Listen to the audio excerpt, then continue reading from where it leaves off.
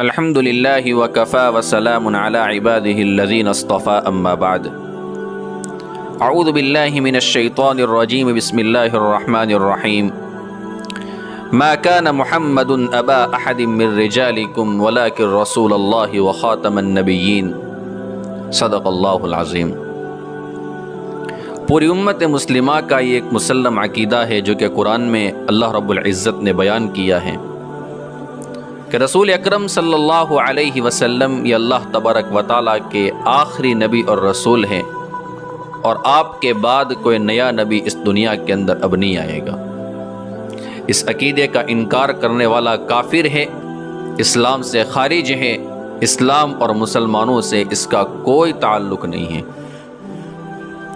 اس عقیدے کا انکار کرنے والے بہت سارے لوگ گزرے ہیں، اور انہوں نے عقیدہ ختم نبوت کا انکار کیا، رسول اکرم صلی اللہ علیہ وسلم کی شان میں گستاخی کی، اور اللہ رب العزت نے پھر ان کو سزا بھی دی۔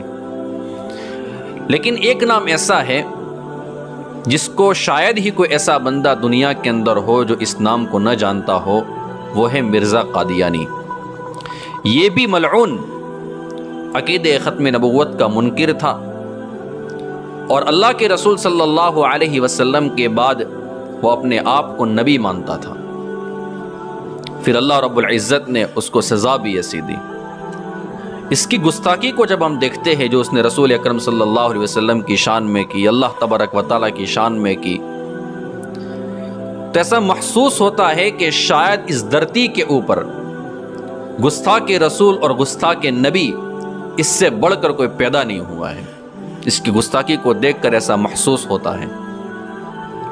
جتنا بڑا ذلت برا وہ کام کرتا ہے، جتنا بڑا وہ گناہ کرتا ہے، پھر اللہ رب العزت اسی کے مطابق اس سے انتقام لیتے ہیں۔ اللہ نے نہ صرف یہ کہ اس کو دنیا میں ذلیل کیا، آخرت میں بھی اس کو سزا ملے گی۔ کچھ لوگوں نے اس کے مرنے کے بعد خواب بھی دیکھے ہیں، اور پھر ان خوابوں کو کتابوں میں جگہ بھی ملی ہیں، اور عجیب عجیب باتیں اس کے بارے میں موجود ہیں۔ ہمارے ملک ہندوستان کے بہار کے علاقے کے ایک شخص ہے جن کا نام ہے حکیم محمد حسین۔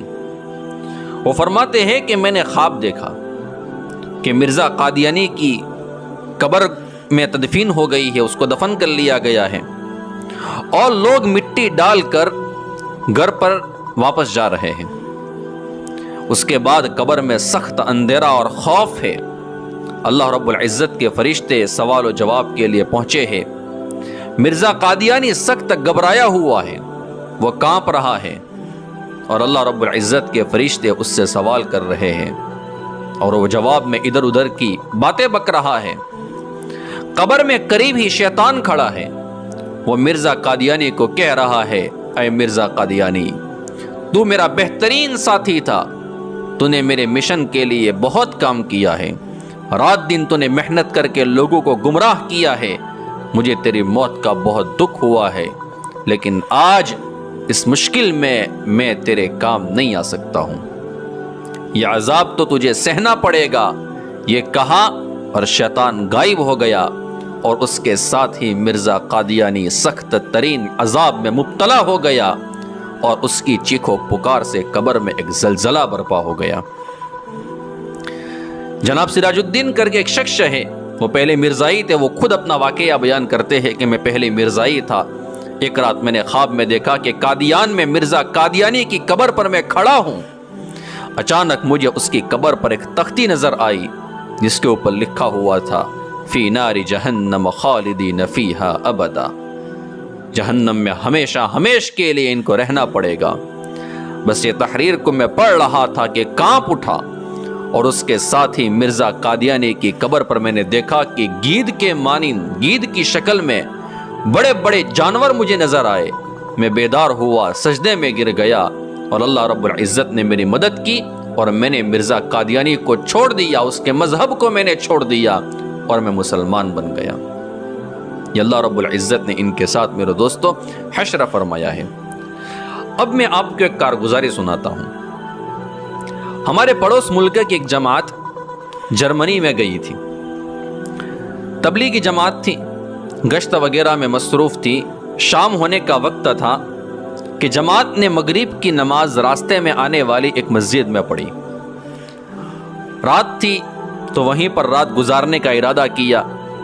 عشاء کی نماز ادا کرنے کے بعد مسجد کے امام صاحب سے جماعت کی گفتگو ہوئی، اور جو امام مسجد تھے ان سے انہوں نے وقت کا مطالبہ کیا کہ آپ ہمارے ساتھ کچھ وقت گزارے، اللہ کے راستے میں چلے۔ پتہ نہیں چلا کہ یہ بندہ کون ہے۔ تو مسجد کا جو امام تھا اس نے جماعت کے ساتھ 3 دن چلنے کا وعدہ کیا کہ میں آنے کے لیے تیار ہوا۔ جب صبح ہوئی تو پتہ چلا کہ جو مسجد ہے یہ تو مسجد نہیں ہے بلکہ قادیانیوں کی عبادت گاہ ہے، اور جو مسجد کا امام ہے وہ اس علاقے یعنی جو علاقہ ہے اس علاقے کے جو قادیانی ہے اور جو قادیانی جماعت ہے اس کا سربراہ ہے، اس کا ہیڈ ہے۔ جب مسجد کے امام کو پتہ چلا کہ جماعت کے ساتھیوں کو ہمارے بارے میں اس طریقے سے پتہ چل گیا ہے تو اس نے امیر صاحب سے کہا کہ اگرچہ میں قادیانی ہوں لیکن میں دین کی باتیں سیکھنے کے لیے آپ کے ساتھ چلنے کے لیے تیار ہوں۔ تبلیغی جماعت کے ساتھی تھے، چنانچہ وہ جماعت کے ساتھ 3 دن کے لیے اسی وقت روانہ ہو گیا۔